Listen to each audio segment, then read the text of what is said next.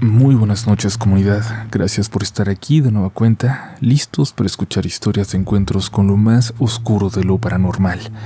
Esperamos que las disfruten y que por un momento logren desconectarse de ese mundo de allá afuera, porque es momento de ingresar con los ojos bien abiertos, con la mente muy abierta, a este mundo de lo sobrenatural, donde su escepticismo no importa y no va a ayudarles definitivamente. El episodio de esta noche lo vamos a dedicar a historias que, si bien quizás no están conectadas, comparten un elemento similar, una aparición de características similares. Ustedes tendrán la mejor de las opiniones sobre si existe una conexión entre ellas, entre estas historias, o no. Apaga la luz y déjate llevar, que ya estás entrando en los siguientes relatos de la noche. Quiero contarles algo que le sucedió a mi papá hace un par de años. Ahora que nos hemos hecho muy fanáticos de relatos de la noche y que lo escuchamos todos los días cuando me lleva a la universidad camino al trabajo, finalmente lo convencí de volver a contarme esta historia, con todos los detalles que antes no me había contado. Paranormal o no, ustedes tendrán la última palabra, pero lo cierto es que es uno de los misterios más inexplicables que yo he escuchado que le sucedan. Mi papá trabaja en una empresa que se dedica a administrar edificios, y esto sucedió en uno de ellos, en un pequeño edificio habitacional de 6 pisos, de 3 departamentos en cada uno de ellos. Un lugar tranquilo sin muchas preocupaciones, ni peleas entre vecinos. Con quien sí tuvieron algunas dificultades fue con la compañía que proporcionaba a los guardias de seguridad, o con los guardias en específico más bien, y es que uno de ellos tenía un problema de alcoholismo. A veces llegaba muy tarde, a veces simplemente no llegaba y hacía que el otro pobre doblara su turno. Eso era casi inhumano para el otro desafortunado, ese pobre guardia que tenía que pagar por los vicios del compañero, pues eran turnos de 24 por 24. La compañía a veces no tenía más guardias con quien cubrirlo, y el lugar no se podía quedar sin vigilancia. Es por eso que una vez mi papá, dándose cuenta de esto, se ofreció a quedarse cuando el guardia terminó su turno, y el otro de nueva cuenta no se presentó a la hora de entrada, a las 7 de la mañana. No lo encontraban, no contestaba el teléfono, y no sabían si en algún momento iba a llegar o no. Pero esa ya sería la tercera vez en las últimas 2 semanas que este guardia doblaba. Así que mi papá, que ya tenía que estar ahí por otras cuestiones, se ofreció a quedarse en su lugar, aunque por supuesto que no le correspondía. El guardia aceptó muy agradecido y se fue por fin a descansar. Mi papá entonces se acomodó para pasar un día completo ahí y esperó a que llegaran los trabajadores que estaban arreglando el elevador. Esa era la razón por la que él tenía que estar ahí en primer lugar, ver los avances al respecto. Iba a tener que pasar ahí casi todo el día, así que no le costaba nada quedarse un poco más. Llegaron los trabajadores y se pusieron a trabajar. Subieron hasta la azotea. La gente del lugar, los habitantes, tenían que bajar caminando para ir a trabajar, para salir a pasear a sus perros, para salir a la tienda, lo cual obviamente se iba volviendo más cansado para ellos dependiendo del piso en el que estaban. La gente del 6º piso, por ejemplo, bajaba ya sumamente molesta, y algunos se desquitaban con mi papá. Como a las 5 empezó a llover. La gente del elevador se tuvo que ir, pues no podían continuar con la reparación hasta que dejara de llover completamente, seguro hasta el día siguiente. Cuando mi papá se quedó solo, mirando hacia la calle, escuchó que una chica bajaba deprisa con su perro. Ella tenía la mirada algo confundida y se detuvo en lugar de salir, pero no era la lluvia lo que la detenía. Tanto ella como su perro llevaban impermeables que combinaban. La chica le dijo algo muy extraño a mi papá. Fíjese que vengo medio asustada. O no sé, pero venía bajando por el 3er piso y noté que no se prendió la luz con el sensor de movimiento. Prendía y apagaba, y vi al fondo del pasillo, frente a la puerta del último departamento, a una mujer que no había visto nunca antes. Muy jovencita, con el pelo muy negro y muy pálida. Yo nunca la había visto aquí. No sé si esté de visita o algo, pero se ve muy rara. Me sacó de onda. Mi papá le dijo que subiría a revisar y la muchacha le respondió que mejor revisara en las cámaras, que estaban en el cuarto de los guardias en el sótano. Mi papá ni siquiera sabía que existía. Fue a revisar mientras la chica salía hacia la lluvia con su perro y notó que, en efecto, había una chica en el pasillo, parada en la oscuridad.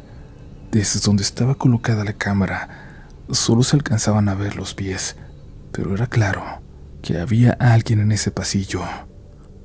Les repito que mi papá no era guardia, no sabía bien qué hacer en ese caso, pero subió con el pretexto de ir a revisar algo a la azotea. De revisar si habían dejado todo guardado los trabajadores de mantenimiento, para así pasar por ahí, saludar y preguntar si todo estaba bien. Pero cuando llegó al tercer piso ya no había nadie, ni una señal de que hubiera alguien ahí. Quiso pensar que era una mujer que estaba de visita y que quizás había salido a llamar por teléfono o algo así, que al estar parada casi inmóvil no activaba el sensor de movimiento. Cuando regresó la chica del perrito, le dijo que ya había subido, que no había nadie, que no se preocupara, y él finalmente se olvidó del tema. Y eso, creyó por un momento, se había convertido en la cosa más rara que le había tocado presenciar en el trabajo.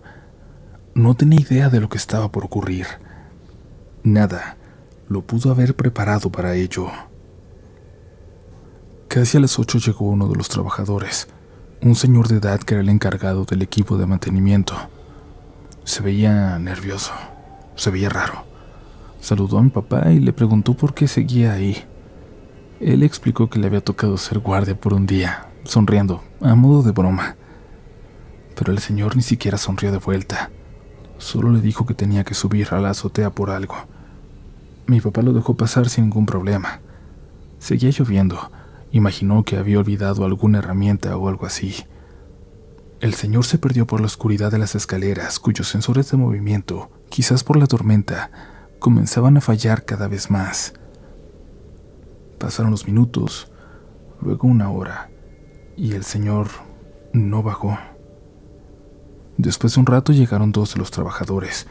Le preguntaron a mi papá si el jefe no había estado por ahí, y él le dijo que había subido hace un rato. Ellos respiraron aliviados. Le dijeron que estaban comiendo en una fondita ahí cerca, cuando de pronto el señor se levantó de la mesa. Les preguntó si no habían visto quién pasó por la calle, pero nadie vio nada. Afuera llovía y no había mucha gente. El señor les dijo que ahí estaba, que si no la alcanzaban a ver. Pero nadie vio nada, y el señor de repente se levantó y salió sin decir nada. Primero pensaron que estaba jugando, que iba a volver, pero pasó el tiempo y no volvió. Lo empezaron a buscar y finalmente decidieron regresar, ahí, al edificio. Tenían miedo de que algo le hubiera pasado, de que estuviera confundido. Mi papá les dijo que solo se veía serio, pero que subieran a buscarlo.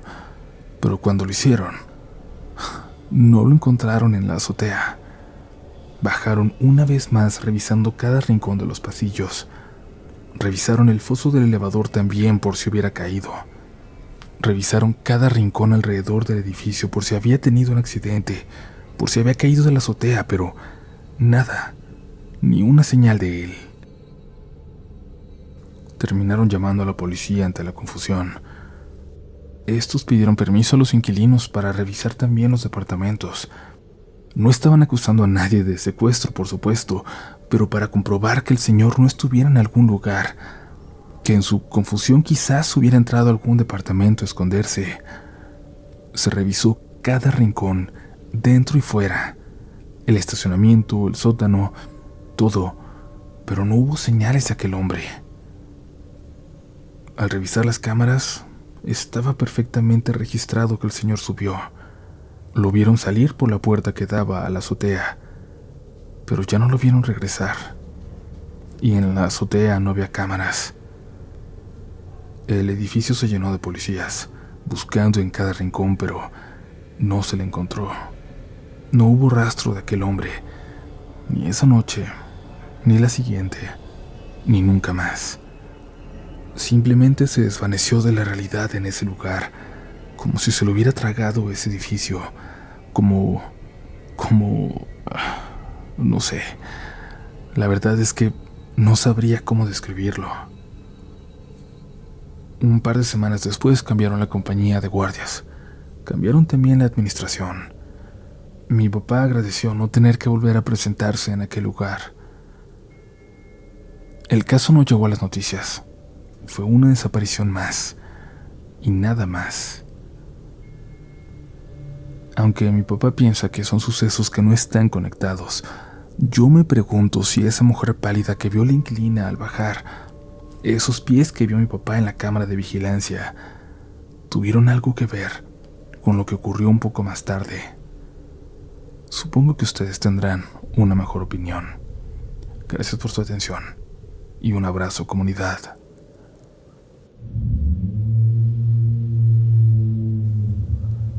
Y exactamente como se cierra esa historia anterior, me gustaría comenzar yo este comentario, preguntando, comunidad Relatos de la Noche, ¿qué creen ustedes que ocurrió? Muchas veces hay teorías muy buenas en los comentarios, así que ya lo saben, los vamos a leer con mucha atención. Recuerden seguirnos en nuestras redes sociales que van a encontrar en todos lados como RDLN Oficial.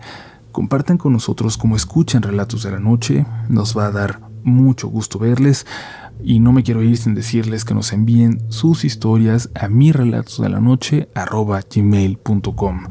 No importa si es muy cortita, si es muy larga, si sienten que no saben redactar bien, no importa, ustedes compártanla con toda la confianza del mundo y lo demás, déjenoslo a nosotros.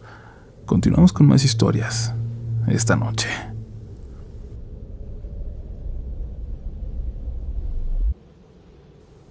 Esto ocurrió en 2020, en uno de los momentos más feos de la pandemia.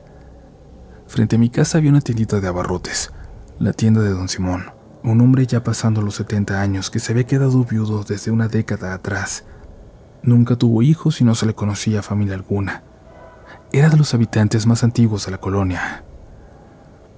Su pobre tienda estaba siempre vacía en ese tiempo. Casi nadie se acercaba a comprar en ella.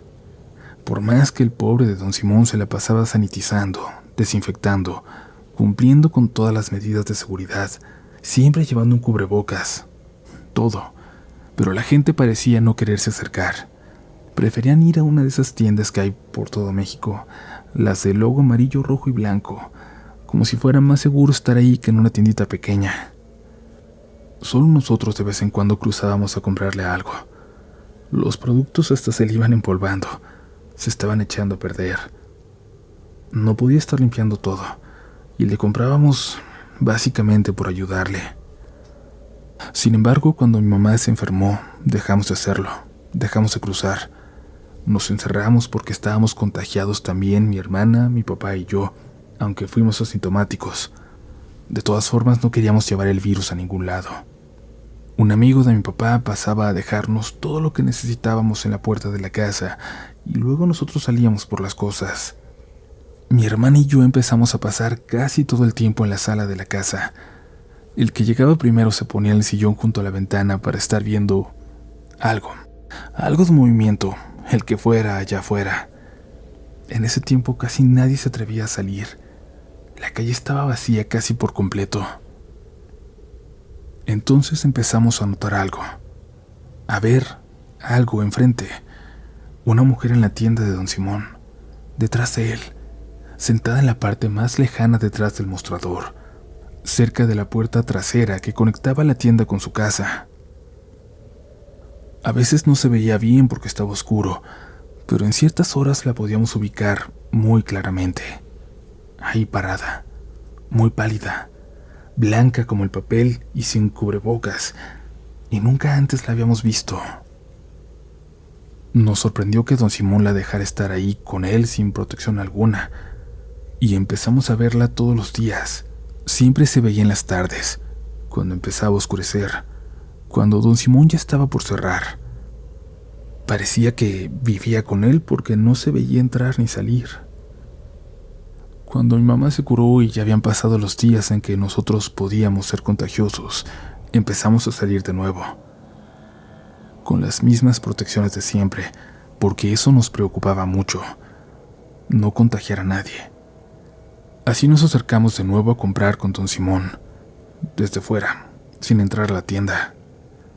Y esa vez que fuimos, lamentablemente, lo escuchamos toser mucho cuando apenas nos íbamos acercando. Nos dijo que sentía que se había contagiado finalmente, que estaba ya por cerrar la tienda hasta que se recuperara. De todas formas, ya casi nadie iba a comprar. Aprovechamos para preguntarle por la chica que estaba en la tienda con él por las tardes, si ella seguiría abriendo. Al principio pareció no entender la pregunta y nos dijo que no tenía muchos clientes y que iba a cerrar, pero luego como que le cayó el 20 de lo que habíamos preguntado y muy confundido preguntó: ¿cuál muchacha? La chica blanquita que se pone allá en la puerta por las tardes. Ya tiene casi una semana que la vemos aquí, pero no sabíamos si es su familiar o si ya tiene trabajadora para la tienda. Le respondí. El señor volteó lento hacia atrás, dando un paso hacia donde nosotros dijimos que la veíamos. Nos dijo que no había nadie más con él, que estaba solito como siempre, que lo había estado todos esos días. Luego se volteó y nos preguntó si estábamos bromeando. Lo único que atinó a hacer mi hermana fue empezar a reírse de los nervios. Siempre lo hacía y esta vez yo le seguí el rollo. Le dije a don Simón que estábamos bromeando, que nada más era para ver qué cara ponía. Pero salimos corriendo de ahí. Nos fuimos a mi casa y le comentamos a mi mamá. Ella nos dijo que también la había visto, pero que a lo mejor el vecino se avergonzaba, que tal vez era su novia o algo así. Pero no podía serlo. Era demasiado joven aquella chica. Desde esa noche don Simón bajó una cortina metálica que tenía huecos suficientes como para seguir vendiendo a través de ella, suficientes para que pudiéramos seguir viendo hacia adentro de aquella tienda, aunque fuera un poco. Cuando oscureció, cuando se prendieron las luces de atrás y nos dimos cuenta de que don Simón ya se había ido a su casa a descansar, en la tienda se podía ver a alguien parado apenas detrás de la reja. Alguien, una mujer, que parecía observar directamente hacia nosotros. Al día siguiente no hubo noticias de don Simón. Esa noche no se prendieron las luces de su casa. Por la mañana tampoco volvió a abrir, así que le llamamos por teléfono para ver cómo estaba, pero no contestó. Llamamos entonces a una ambulancia y a la policía. Don Simón había muerto en algún momento del día anterior. Lo sacaron en una bolsa de plástico, con toda la protección que se tomaba en ese tiempo. Nos acercamos a los policías para decirles que había habido una persona con él durante los últimos días, pero nos dijeron que no había signos de violencia y que no había rastros de que alguien hubiera estado en la casa. Nosotros no volvimos a decir nada, y aquella chica pálida no se volvió a aparecer, ni siquiera cuando tiraron la tiendita y le hicieron un patio a aquella vieja casa para ponerla a la venta. Nunca la volvimos a ver.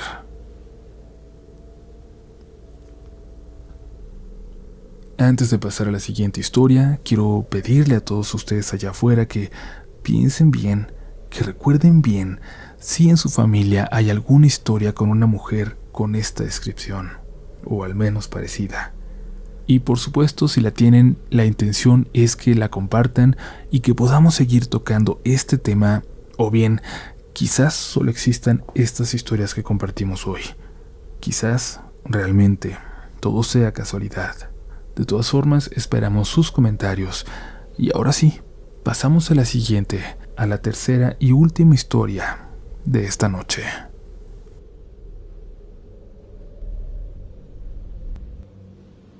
Muy buenas noches, comunidad. Esta historia será anónima, aunque a ti, Uriel, te comparto todos mis datos por si quieres preguntarme algo más. En serio que sé que esto puede ser muy complicado de creer, pero te juro por la vida de las personas que estoy a punto de comentar, por su recuerdo, que esto es verdad. yo perdí a mis papás muy niño, y a los pocos años a mis abuelos también. Desde entonces mi tía Abby fue mi mamá. No algo cercano, no algo similar, no, ella fue mi mamá. Se hizo cargo de mí y me amó y dedicó su vida a cuidarme. Por eso me dolió tanto cuando, a muy temprana edad para ella, empezó a evidenciar problemas que parecían algo como Alzheimer, como demencia senil. Fue ahí cuando empezaba a recibir llamadas al trabajo de los vecinos, diciéndome que mi tía se había salido otra vez, que la andaban buscando, pero que fuera para ayudar, que fuera para encontrarla. Se me salía la pobrecita en camisón, y es que yo trabajaba en la noche, y era precisamente por las noches cuando ella tenía este tipo de episodios, cada vez más serios, cada vez más largos, cada vez más peligrosos. Cuando llegaba con ella, cuando me la encontraba en la calle, no me reconocía. Me decía que tenía que alcanzar a su hermana, aunque, que yo supiera, ella nunca había tenido más hermanos que mi papá. Incluso en los días más tranquilos, cuando la cuidaba todo el tiempo, cuando estaba con ella todo el día y parecía que era ella, que estaba ahí, que no tenía nada y que todo había sido un mal recuerdo, una etapa. Incluso en esos días, sabía que en las noches todo iba a empeorar, que iba a escucharla hablando sola. Platicaba con alguien, con la que llamaba a su hermana. Les decía que no se la llevara, que no se lo merecía todavía, que me tenía que cuidar a mí. Luego se ponía a llamar a alguien por su nombre, a una mujer cuyo nombre no me atrevo a repetir, por simple superstición quizás, pero prefiero no hacerlo. Me daba mucho miedo escucharla, diciendo que no se la llevara, por favor, que se fuera de ahí. Era como si algo fuera por ella todas las noches. Y luego la escuchaba llamándola, a mi abuela llamando a aquella mujer. A veces cuando yo le seguía la corriente y le preguntaba por qué la llamaba así si no quería que estuviera ahí, si le daba miedo, mi abuela me decía que le daba todavía más terror no verla, cuando no sabía dónde estaba, cuando podía estar en cualquier parte. Me era muy difícil sobrellevar esos episodios, y no tanto por esos momentos en que me daba miedo, que honestamente me asustaban, aunque sabía que era parte de la demencia que la empezaba a afectar. Los días se fueron haciendo más pesados, las noches cada vez peores. Me ayudaba de una vecina que amablemente se ofreció a cuidar a mi tía Abby mientras yo podía seguir trabajando por las noches. No nos cobraba, lo hacía solamente por ayudar, porque su mamá había pasado también sus últimos años así, y a ella no había tenido la oportunidad de cuidarla. Pagaba sus deudas con nosotros, de alguna forma.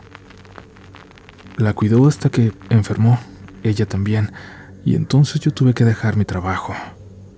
Por más que pedí que me cambiaran de turno, no hubo oportunidad, y al final tuve que dejarlo por completo mientras, según yo, conseguía otro, mientras vivíamos de lo que habíamos ahorrado mi tía y yo durante años, con la intención de mejorar la casita que por zonas ya se nos estaba empezando a caer.